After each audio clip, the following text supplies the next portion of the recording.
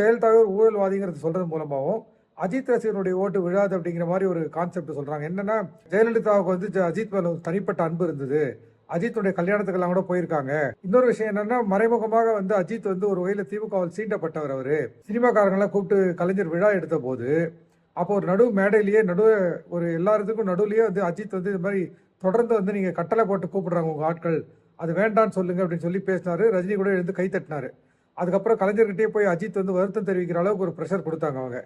இந்த மாதிரிலாம் இருக்கும்போது அஜித் வந்து திமுகவுக்கு எதிர்ப்பாகவும் உள்ளுக்குள்ள ஜெயலலிதாவுடைய ரசிகராகவும் இருக்கிற நிலைமையில ஜெயலலிதாவுடைய கட்சி வந்து ஊழல் கட்சின்னு விஜய் சொல்றது கூட அது அஜித் ரசிகர்களுக்கு வந்து ஒரு கடுமையான ஒரு எதிர்ப்பை உண்டாக்கி இருக்கு அப்படின்னு சொல்றாங்க.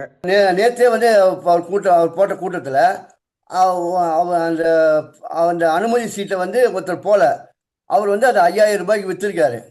5000 ரூபாய்க்கு விற்றுட்டு போனோன்னா உள்ளே போனால் அந்த பவுன்சர் வந்து அவர் அனுப்ப மாட்டேங்கிறாங்க. ஏங்க நான் 5000 ரூபாய்க்கு கொடுத்து வாங்கினேன்,